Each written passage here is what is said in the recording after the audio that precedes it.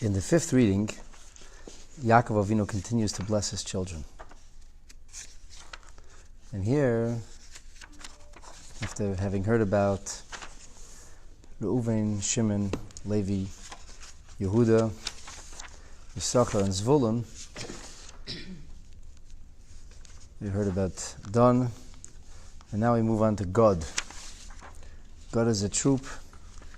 Naphtali is a gazelle, a deer. Yosef is an ox. At the beginning of the sixth reading, Binyamin is a wolf. And the obvious question is, really? Of all things, a wolf? But not just any wolf. Binyamin ze'ev yitref. Binyamin is a praying wolf with an E.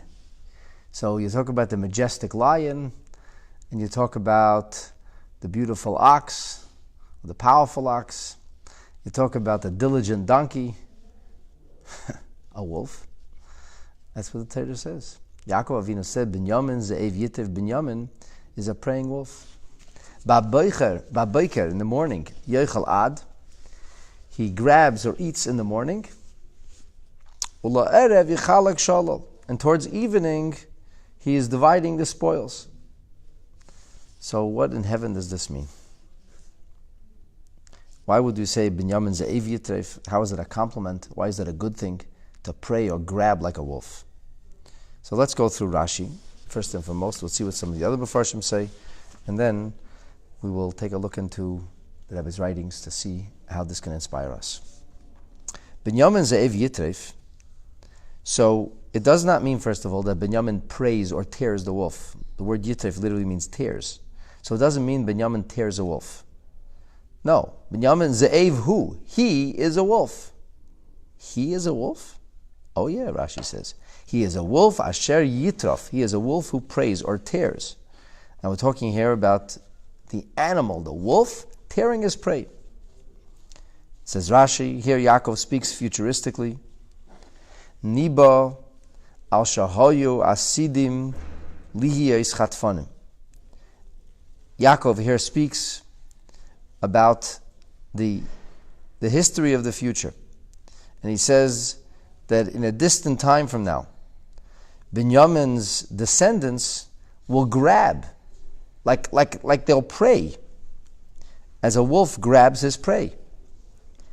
And we see this in a very, very unfortunate narrative, which is known proverbially as Pelegesh Begiva, the concubine at Giva. So there was these terrible people from the tribe of Binyamin who killed a woman,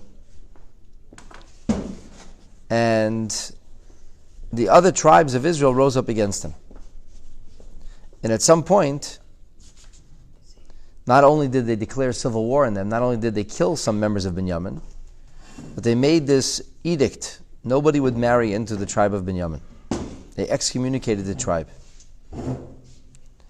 And as it were, there were many males born to Binyamin and not many females born to Binyamin. And this was a real problem. This was a real problem because there was not going to be a next generation of Binyamin. And we're dealing here with the extinction of a tribe of Israel. People worry today about the extinction of one animal or the other. This was a question of the extinction of an entire tribe. So, but they made their ancestors had made an oath, and they couldn't violate the oath. So they indicated to Binyamin, don't ask questions. In those days it was typical, you wanted to get married, you came and you spoke to the parents, you asked for their hand in marriage. There was certain ways you comported yourself. They said, Binyamin, do what you have to do. Just grab your prey, so to speak. Not chas v'sholom to harm or to force women, God forbid, that's against the Torah. But there was no, they didn't go through the etiquette of speaking to parents and going through a shidduch and the motions. Binyamin, I guess you would call it in English, they just eloped. Obviously, according to Torah, obviously there was a chuppah and kiddushin and all that stuff, but it didn't follow what you would call the typical etiquette or the normative situation in which you would have people get married. And because that was the only way for Binyamin to overcome this conflict, So the other tribes basically allowed Binyamin to, quote unquote, grab women for themselves. Yaakov sees this as a virtue. And that's when he speaks about the history of the future. He says Binyamin is Ze'ev Yitev, he's a praying wolf, he's a wolf who grabs. He's speaking about Binyamin's overcoming the moral issue of the concubine at Giva, and that this is what Binyamin did in order to ensure that Binyamin would survive, and that's a virtue. And if you're not scratching your head yet, you should be. V'niba al Shaul. And he also here speaks about a future in which Shaul HaMelech, who is the descendant of Binyamin, he is going to be victorious over his enemies, so to speak, around and around, in an entire area around him. Shaul HaMelech would be the one who would fearlessly vanquish the enemies of Israel. Shenemar, as it's written in the book of Shmuel, this is in Samuel 1, verse 14, chapter 14, verse 47. V'Shaul lochad hamlucha, Shaul HaMelech established or conquered the kingdom. V'Yelochim saviv, and he battled the enemies who were around, b'Moav, u'b'Edom, v'Gomer, u'b'chol asher yifna yarshia. Everywhere he turned, he spoiled the reality of the enemies. So usually we say the word rasha, wicked, is for somebody who does something bad, somebody who violates the Torah. Here it's b'chol asher yifna, wherever he turns yarshia, he makes bad, but he made it bad for the enemies of Israel.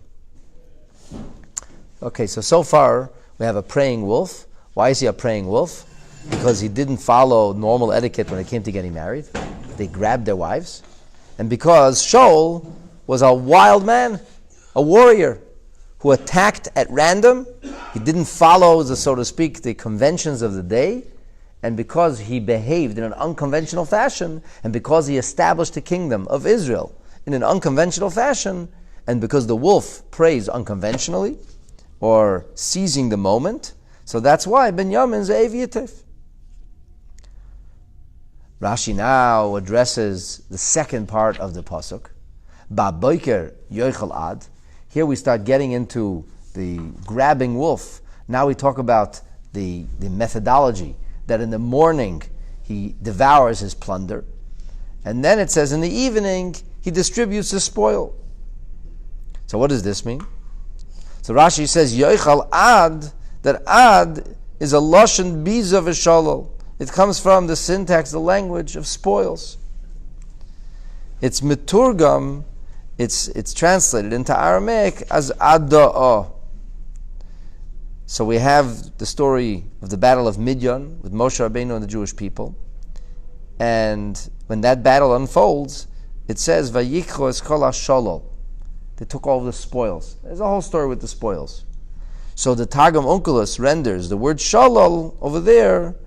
He says that means shavu yaskal ada'ah. So ada'ah is the idea of spoil then. And here it says ad. So there seems to be a relationship between the word ad and between the word ada'ah. And it's discussed many times. The language of Hebrew was not a spoken language for Jewish people purposefully, because spoken languages change. So they were speaking in Aramaic or permutations of it. And a lot of times there's a word in Hebrew that will show up once in the entire Chumash. And because it wasn't a word that people spoke often, you looked at Semitic languages from the Middle East, and you could see words as they developed, and you could do a little bit of etymology and figure out what a word might mean.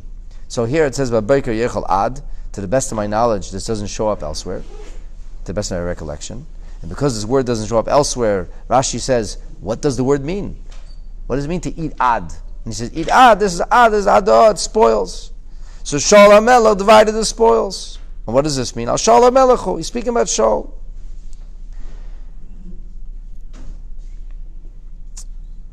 Before we go further, Rashi says, Yesh like doime b'lashon ivris, there's something similar in Hebrew. It says, Oz chulak ad shalol.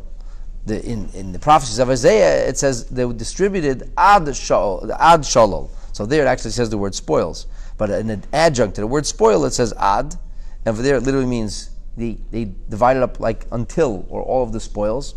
But okay, so since it's in conjunction with the word spoil, so it kind of has there's a relationship between the two words, and even though it doesn't speak of it ad on its own, that word appears only in conjunction with another word, nonetheless, we can also, once you have the Targum Onkelos rendering it ada'ah, you can use that word to extrapolate that it means or is related to the concept of spoils.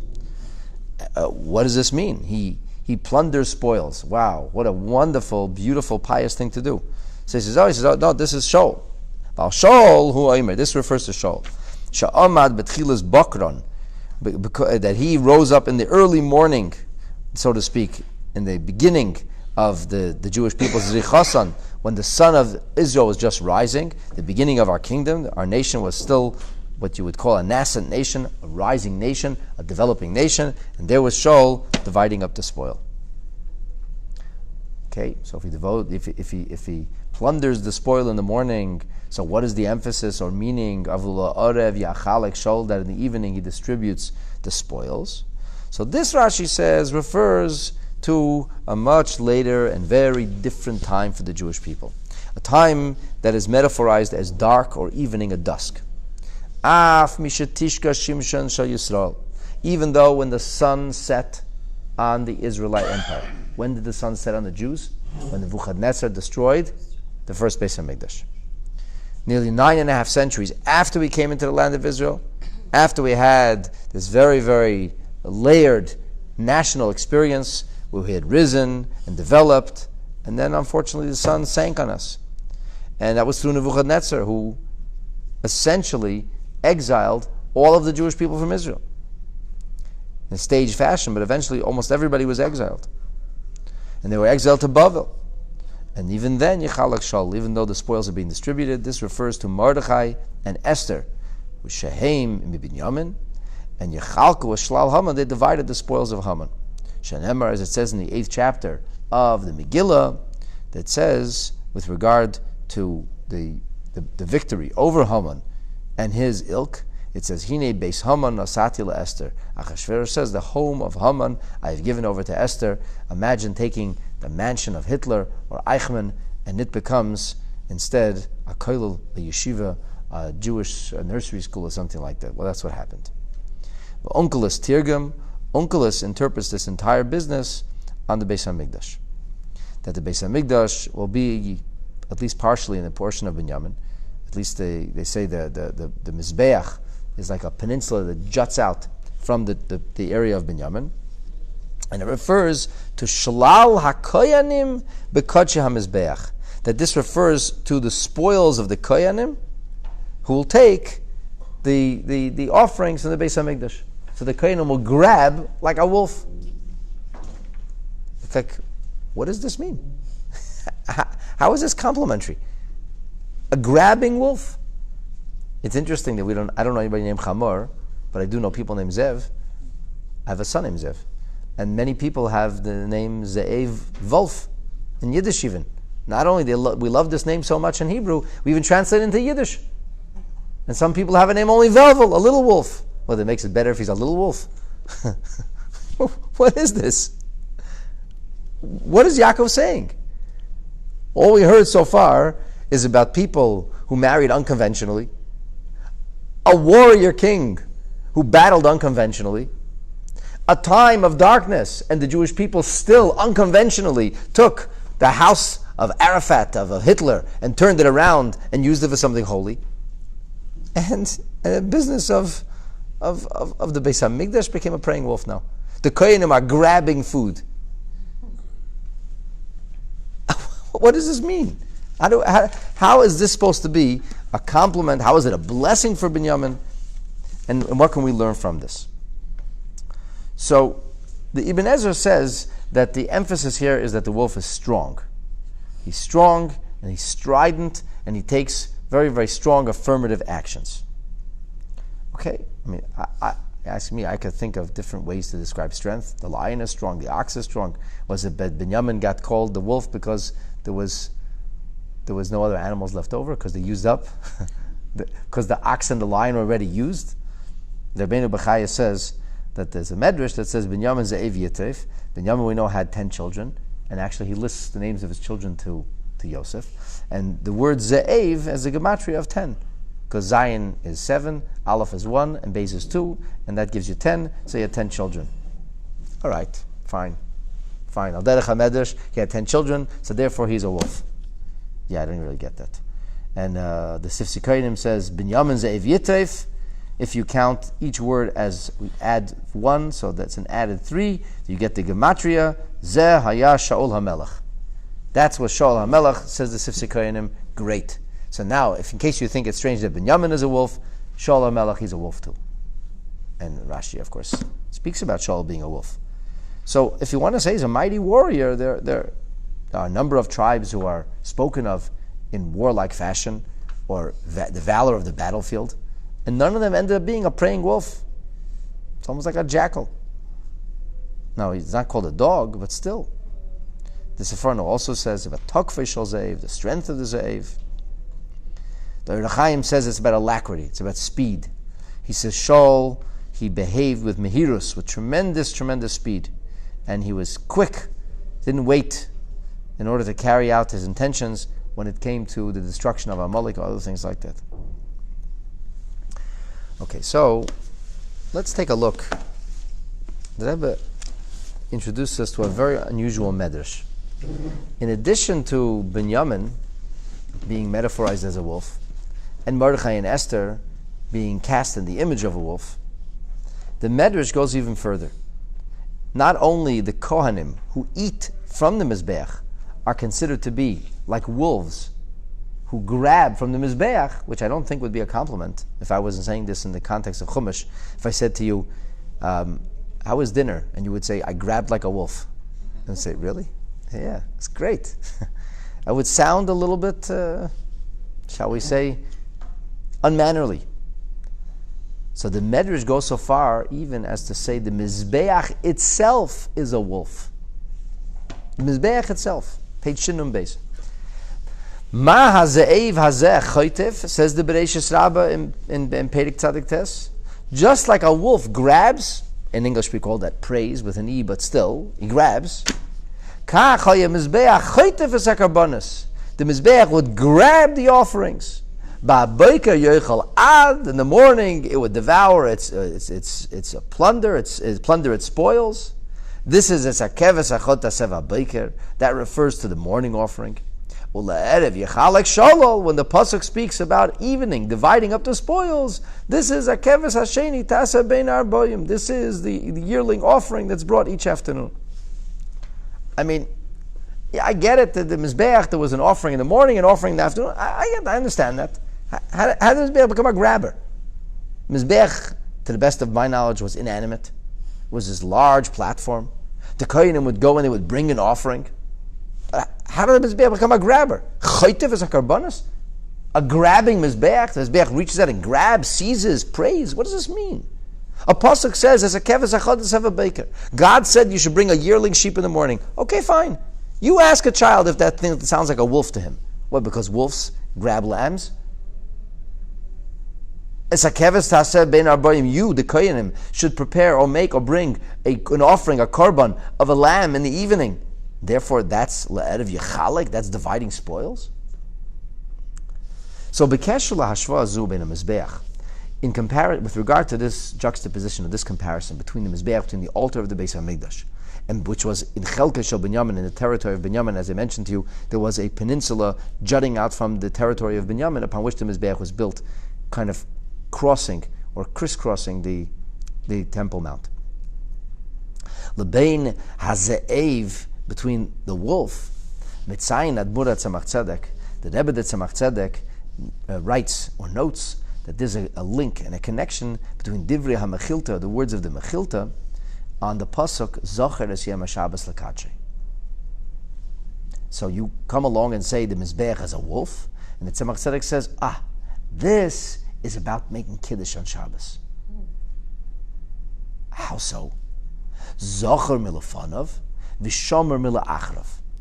We remember, we bring Shabbos to memory, we verbalize in a remembrance of Shabbos, which is the mitzvah of Kiddush, or Mekadesh, we sanctify the Shabbos day, milfanav, before the Shabbos arrives. And there's a positive mitzvah in the Torah called Tosfos Shabbos, adding to Shabbos. And even if a Jew were to keep Shabbos exactly when he's supposed to keep Shabbos, and he doesn't violate Shabbos from the moment of sundown, but if he didn't stop doing his work and welcome the Shabbos early, he violates a positive mitzvah called Tosfos Shabbos, adding to the Shabbos.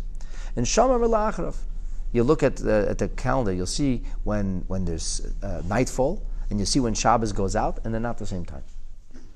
Shabbos goes out later than nightfall. So we add on. We grab in the beginning, we take the mundane week and turn it into Shabbos, and then have a spillover of Shabbos at the end. Mikan Omru. From here we say, Moisifin Michoil al HaKodesh. We're supposed to add from Choil, from a mundane time, onto a holy time. And listen to this. Mashal L'Ze'ev. This could be understood in the image or parable of the metaphor of the Ze'ev, the wolf. Because the Ze'ev is an unconventional prayer. When he rips, when he plunders from before and after. According to what we just said, that not only is Shaul HaMelech, and not only Pelegish Begiva, unconventional marriages, and not only the concept of Mordechai and Esther, but even Kohanim. And now we're adding to this that the Mizbeach itself, the altar itself, is also metaphorized as the wolf. Yesh Leimer, we could say,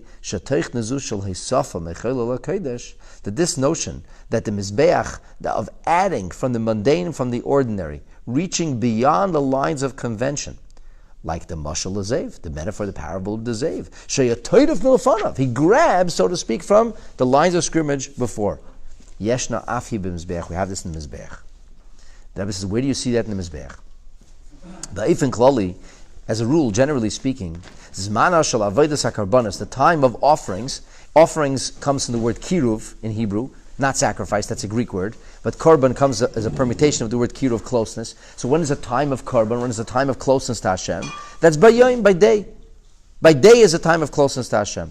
Kifi shalamdu Chazal me'akosov, like Chazal learn from the pasuk, it says b'yom tzavoisai, on the day of being commanded. The day represents light. The day represents clarity. The day represents openness. This is when we have an open relationship with God. The nights are a time of fear and terror. Nights are a time of darkness and confusion. That's ve'emunoscha. That's when you need, it says, your faith by Laila, by night. As you all know, Elie Wiesel's first book was called Night. Afal Pikein, despite the fact that serving Hashem in this very profound and meaningful and with closeness, even so, Matzinu Shtei Avedis, there are two different details in this service of the Beis Hamikdash, Shemiskayimos Michutz L'Shar Sayoim, which are fulfilled outside of the daytime, of the hours of the day. Achas Koidim Oir Hayoim, one is before day breaks, and that's known as Trumas Hadeshan, where a small bit of ashes is taken off the altar, and a kohen has to do this in a special way. The Achas Balayla, and once at night, and this is the notion of Hekter Chalavim Ve'ivarim, of burning that which the sacrificial material, the korban material, which wasn't burnt during the day. Zmana, the time of doing that is Kol Alayla, all night long. V'nimtza comes out Sha'afa Mizbeach Teirif Milfanav L'Achrav. The Mizbeach also, if you will, behaves in a non-conventional fashion, meaning it doesn't stick to its lines of scrimmage. It's not limited to its particular frame, but reaches beyond. Although anything which is Beis Hamikdash related, Korban related, necessarily is linked to day or daytime hours. Now the Mizbeach Moisif, nonetheless the Mizbeach adds, v'choitev, it grabs, it prays, even to a time which isn't intrinsically linked to the kind of avodah, the kind of service that's represented by the concept of korbanos. So what really does this mean? What's the upshot of what we hear from here? What we're hearing here is that there's a conventional way of serving Hashem, there's following the rules, there's coloring in the lines, and then there's reaching outside the lines. There's an unconventional, seizing the moment. My dear friends, to pray like a wolf means to seize the moment, to strike when the iron is hot. There are many people who speak about being orthodox. I always tell people you can't really be orthodox. Orthodox means perfect. And I never met the perfect person yet. We all make mistakes. We could aspire to perfection. We could aspire to orthodoxy. The notion that there's a label for a person who's perfect, we don't have it. They don't have it. In Torah Judaism, there is no such label. But there is a label of a chassid. What is a chassid? A chassid means to be pious, but the way the Gemara describes Chasidus, it means lefnim mishuras hadin, to go beyond the letter of the law. We should all aspire to the letter of the law. We all fall short of the letter of the law, but we aspire to the letter of the law. That's the label we aspire for. But the chassid is a person who on a regular basis goes beyond the call of duty, reaches beyond the lines. It doesn't chas v'shalom mean less, it means beyond. It's not a question of what I'm obligated to do, it's a question of what might I be able to do. I'll finish with a little story. There's a family, a Lubavitch family from Montreal, the name is Ruddle. And they live, there are many shluchim living all over the world with the name Ruddle. And the Ruddle family was not a Lubavitch family. They owned a bookstore. The big bookstore, Hebrew bookstore in Montreal was known as Ruddle's. And Mr. Ruddle, who was the proprietor of this bookstore, yes, Nathan? Ruddle's bookstore? Rodell? You call it Rodell, sorry. I have a French twist to it. So you just call him Ruddle. So I asked Mr. Ruddle, how did you come close to Lubavitch? Why did you end up sending your children to Lubavitch? And he said like this. He said, I have the Hebrew bookstore, and people come in all the time. They want to buy Tashmish Kedusha, they want to buy tefillin, mezuzahs, and the like. So he says, what happens usually when people come into a store, especially a Yiddish store? What's the first thing you do? Bargaining. They bargain, they haggle. So how much is it? It's $10, $20. You have anything cheaper? He said, some people would come in and say, I have a mezuzah of tefillin, yeah? Then he said, you have anything more expensive? And it was only certain people would ask. It always, whenever it came to something holy, they wanted to go beyond, wanted more. And he said, I started paying attention, who are these people? And I noticed that by and large, this was the Lubavitchers.